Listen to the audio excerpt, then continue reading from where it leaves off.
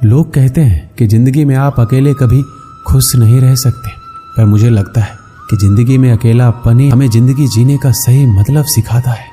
जिंदगी से कभी निराश मत होना। आप नहीं जानते कि आने वाला कल आपके लिए क्या लेकर आने वाला है, इसलिए जो इंसान बार बार अपनी बात से मुकर जाए उस पर कभी भरोसा मत करना। मरने पर मातम मनाने सब आ जाएंगे, मगर मुसीबत में साथ देने कोई नहीं आता।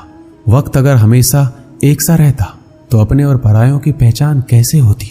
जब विश्वास जुड़ता है तो पराये भी अपने हो जाते हैं, और जब विश्वास टूटता है तो अपने भी पराये हो जाते हैं।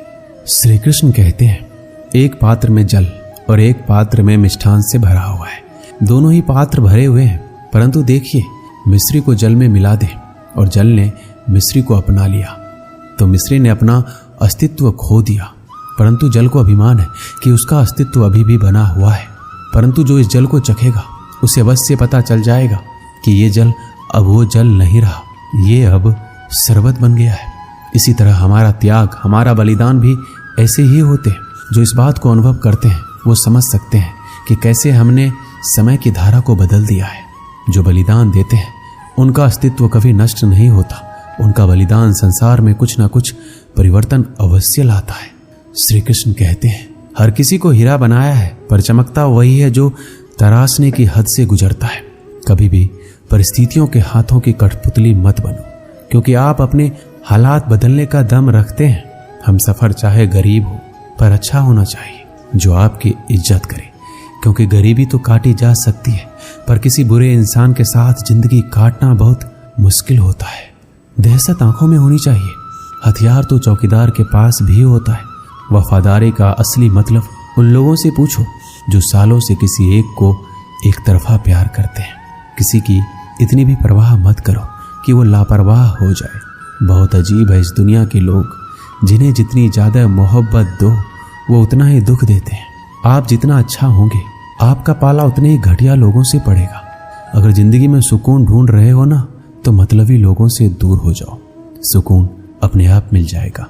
मासूम लोगों की सबसे बड़ी गलती ये होती है कि वो चालाक लोगों पर भरोसा करके उन्हें अपना समझ लेते हैं।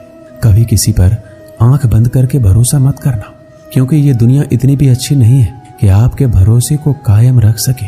कौन क्यों गया ये जरूरी नहीं है, क्या सिखा कर गया ये जरूरी है। किसी के छोड़ जाने से पहले तक हम उसे ये क्यों नहीं कह पाते कि वो कितना जरूरी है हमारे लिए। सुई जब चलती है तो बेहतरीन पोशाक बनाती है। हर चुभने वाली चीज का मकसद बुरा नहीं होता। जिक्र से नहीं फिक्र से पता चलता है कि दुनिया में कौन अपना है। जो रास्ता ईश्वर ने आपके लिए खोला है उसे कोई भी बंद नहीं कर सकता। आप जिससे भी ये कह दोगे कि वो आपके लिए सबसे ज्यादा जरूरी है, वही इंसान आपसे अपना हाथ छुड़ाने लगता है। मैंने कभी किसी को अपने दिल से दूर नहीं किया, बस जिसका दिल भरता गया वो खुद ही मुझसे दूर होता गया। मैंने सबको अपना बनाकर देख लिया, लेकिन कोई भी हमेशा के लिए अपना नहीं होता। धोखा खाने वालों को तो वक्त के साथ सुकून मिल जाता है, मगर धोखा देने वालों को कभी सुकून नहीं मिलता। अक्सर उन्हीं लोगों के दिल टूटते हैं जो हमेशा दूसरों का दिल रखने की कोशिश करते हैं। बात थोड़ी कड़वी है, लेकिन सच है कि इस दुनिया में जो इंसान दर्द छुपाना सीख गया वो सच में जीना सीख गया। जिनका दिल बड़ा होता है उनको दर्द भी बड़े ही मिलते हैं। श्री कृष्ण कहते हैं, हम सभी कभी ना कभी कहीं ना कहीं अपने जीवन में यात्रा अवश्य करते हैं। हमारी यात्रा में कभी पक्के रास्ते आते हैं तो कभी कच्चे रास्ते। पक्के रास्ते मनुष्य बनाता है और कच्चे रास्ते चलते चलते बन जाते हैं। जब लोग एक स्थान से जाते हैं तो पैरों के दबाव से नीचे की घास कुचल जाती है। बार बार उस मार्ग से जाने से धीरे धीरे मार्ग स्वतः ही बन जाता है। और यही जीवन है, यही नियति है। जब आपके जीवन में आपको मार्ग ना मिले तो रुकिए नहीं, आगे बढ़ते रहिए और आपके पैरों के दबाव से मार्ग स्वतः ही बन जाएगा। एक बार की बात है, एक साधु घाट किनारे अपना डेरा डाले हुए था। वहां वह धुनी रमाकर दिन रात बैठा रहता और बीच बीच में ऊंची आवाज में चिल्लाता, जो चाहोगे सो पाओगे। उस रास्ते से गुजरने वाले उसे पागल समझते थे। वो उसकी बात सुनकर अनसुना कर देते, जो सुनते उस पर हंसते थे। एक दिन एक बेरोजगार युवक उस रास्ते से गुजर रहा था। साधु के चिल्लाने की आवाज उसके कानों में भी पड़ी, जो चाहोगे सो पाओगे। ये वाक्य सुनकर वह युवक साधु के पास आ गया और उससे पूछने लगा, आप बहुत देर से जो चाहोगे सो पाओगे चिल्ला रहे हो, क्या सच में मुझे वो दे सकते हो जो मैं पाना चाहता हूँ? साधु बोला, हाँ बेटा, लेकिन मुझे पहले ये बताओ कि तुम पाना क्या चाहते हो? बाबा, मैं चाहता हूँ कि एक दिन मैं हीरों का एक बड़ा व्यापारी बनूं। क्या आप मेरी इच्छा पूरी कर सकते हैं?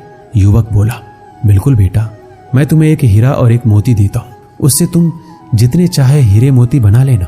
साधु की बात सुनकर युवक की आंखों में आशा की ज्योति चमक उठी। फिर साधु ने उसे अपनी दोनों हथेलियां आगे बढ़ाने को कहा। युवक ने अपनी हथेलियां साधु के सामने कर दी। साधु ने पहले उसकी एक हथेली पर अपना हाथ रखा और बोला, बेटा, ये इस दुनिया का सबसे अनमोल हीरा है। इसे समय कहते हैं। इसे जोर से अपनी मुट्ठी में जकड़ लो। इसके द्वारा तुम जितना चाहे उतने हीरे बना सकते हो। इसे कभी अपने हाथ से निकलने मत देना। फिर साधु ने अपना दूसरा हाथ युवक की दूसरी हथेली पर रखा और कहा, बेटा, ये दुनिया का सबसे कीमती मोती है। इसे धैर्य कहते हैं। जब किसी कार्य में समय लगाने के बाद भी वांछित परिणाम प्राप्त ना हो तो इस धैर्य नामक मोती को धारण कर लेना। यदि यह मोती तुम्हारे पास है तो तुम दुनिया में जो चाहे वो हासिल कर सकते हो। युवक ने ध्यान से साधु की बात सुनी और उन्हें धन्यवाद कर वहां से चल पड़ा। उसे सफलता प्राप्ति के 2 गुरुमंत्र मिल गए थे। उसने निश्चय किया वह कभी अपना समय व्यर्थ नहीं गवाएगा और सदा धैर्य से काम लेगा। कुछ समय बाद उसने हीरे के एक बड़े व्यापारी के यहाँ काम करना प्रारंभ किया। कुछ वर्षों तक वह दिल लगाकर लगातार व्यवसाय का हर गुण सीखता रहा और एक दिन अपनी मेहनत और लगन से अपना सपना साकार करते हुए हीरे का बहुत बड़ा व्यापारी बना। इससे हम यही सीखते हैं कि लक्ष्य प्राप्ति के लिए सदा समय और धैर्य नामक हीरे मोती अपने साथ रखिए। अपना समय कभी व्यर्थ ना जाने दें और कठिन समय में धैर्य का दामन ना छोड़ें। सफलता अवश्य प्राप्त होगी। दोस्तों, इस वीडियो में बस इतना ही। मिलते हैं अगली वीडियो में। अपना ख्याल रखिएगा। जय श्री कृष्ण।